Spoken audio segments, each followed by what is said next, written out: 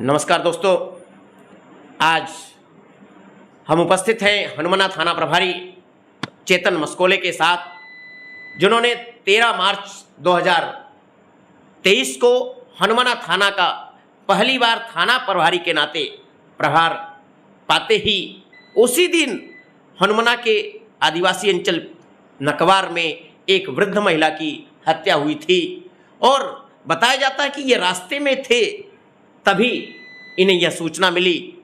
सीधे हनुमाना थाना पहुंच करके और इन्होंने ड्यूटी ज्वाइन की, सिग्नेचर किया, प्रभार लिया और सीधे रवाना हो गए नकवार के लिए। और वहां पहुंचते ही इन्होंने मर्ग कायम किया और तफ्तीश जारी की और 24 घंटे के अंदर उस घटना का जहां खुलासा कर दिखाया था, वहीं दूसरी बार 11 तारीख को हनुमाना के वार्ड क्रमांक 3 में एक 20 वर्षीय शादीशुदा युवती की अंधी हत्या, जो कि हत्यारे ने उसे गला दबा करके और प्रातःकाल मार डाला था और उसे घर के बाजू में स्थित पत्थर के खोह में उसे चूल्हे में लकड़ी की भांत डाल दिया था।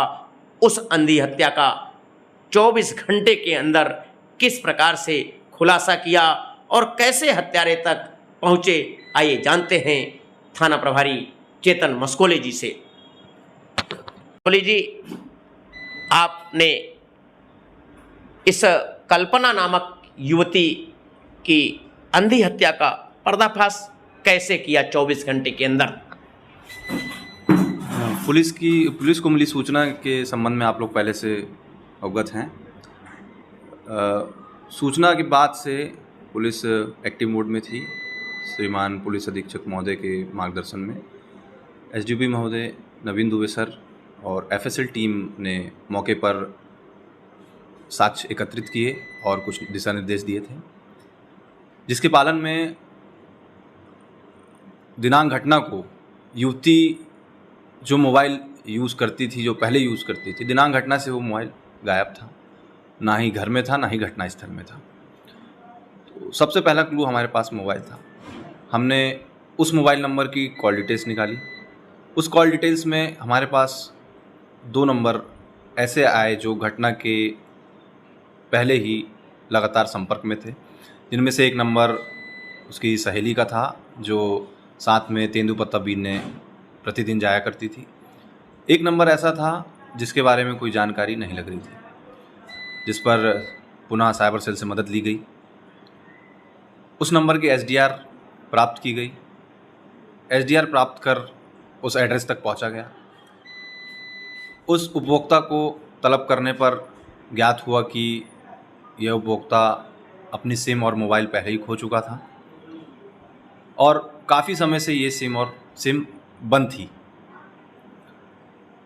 इस संदिग्ध नंबर की कुछ दिन पूर्व की कॉल डिटेल रिकॉर्ड निकाला गया, जो 20 अप्रैल से एक्टिव होना पाया गया और इस नंबर की प्रॉपर टावर लोकेशन जो लगातार आई है वो ग्राम पैपखार के पास की आई है।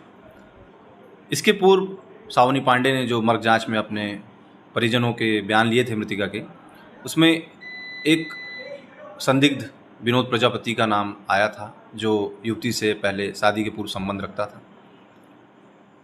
सीडीआर और बयान के हिसाब से हम विनोद प्रजापति तक पहुँचे। उसने आगे की जानकारी देते हुए बताया कि यह सिम उसे मऊगंज बाईपास में मिली थी, जिसका उपयोग वो पूर्व में नहीं करता था। जब उसने देखा कि युवती इससे शादी के बाद से बात करना बंद कर दी है, उसने उसी समय ये योजना बनाई और इस नंबर को उपयोग में लाया। यह सिम उसकी पर्सनल न थी, बल्कि वह कहीं पड़ी हुई सिम पाया था। यह सिम उसे कहीं मिली हुई और ये योजना बनाते ही इसने ये सिम विनोद प्रजापति ने अपने एक्टिवेशन में लाया था। इसी सिम से ये अभी घटना के कुछ दिन पूर्व से लगातार बात कर रहा था। युवती जब अपने मायके आई, इसे मौका मिला, इसने युवती से ज़बरदस्ती मिलने के लिए बात की, जो युवती लगातार मना करती रही, परंतु विनोद प्रजापति नहीं माना। 10/5/23 की शाम को ही वह हनुमाना में आ गया था और युवती के लगातार मना करने के बावजूद भी युवक हनुमाना कस्बे में रहा। और सुबह जब युवती इससे परेशान होकर मना करती रही, परंतु उसे ये पता था कि युवती सुबह 4 बजे तेंदुपत्ता बीनने जाती है, तब यह उसके घर के पास पहुंच गया और मौका पाते युवती का गला रेत कर उसकी हत्या कर दी। यह अकेले वह हत्या किया या इसमें और कोई सह अभियुक्त रहे जिन्होंने उसे पनाह दी रही हो? रात को जब आया था कहीं रुका रहा होगा, क्या इसका भी कहीं खुलासा हुआ? उसका कोई सहयोगी नहीं था, इस बारे में किसी को जानकारी नहीं थी। वह अपने घर में कहीं बारात में जाने का बता के अकेले निकला था और साधन उसका आने का 2 बार उसने लिफ्ट लिया है। शाहपुर मोड़ में उतरा है, शाहपुर मोड़ में उतर के उसने जलपान किया। जब लड़की उसे मिलने से मना करती रही तो वह परेशान था। वह कस्बे में जगह ढूंढता रहा, मैं कहाँ रुकूं ठहरूं। तब ये तालाब, जो आपका बस स्टैंड के पीछे तालाब है, उसके पास ये पूरा समय बिताया है। जो चीज़ें कस्बे में लगे कैमरों में कैद हुई है। इसके उपरांत सुबह घटना करने के बाद डर के मारे कि मोबाइल अगर युवती का यहाँ रह जाता है तो मेरी सारी बातें और उससे किया गया प्रयास, उससे मिलने का किया गया प्रयास खुल जाएगा, इस डर से उसने मोबाइल लिया, युवती की सिम को निकाल के छिन्न भिन्न करके फेंक दिया। पैदल पैदल कस्बे से होते हुए ये टोल प्लाजा के समीप आया है। टोल प्लाजा के समीप इसने युवती का मोबाइल पटक पटक के तोड़ा है।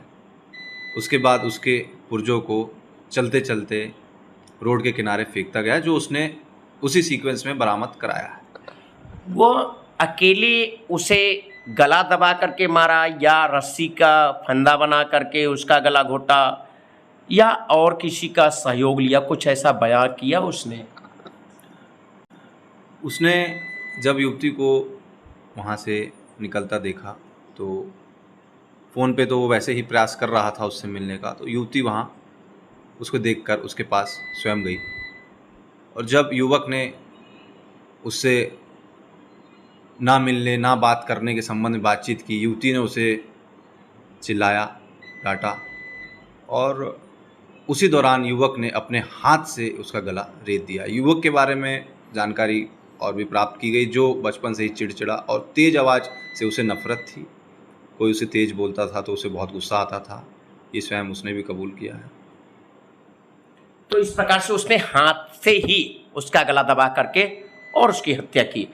तो इस प्रकार से मित्रों, आपने सुना किस प्रकार से वह हत्यारा केवल अकेले इस प्रकार से निर्भय होकर के और उसका अचानक निकलते ही घर से गला दबा करके और उसकी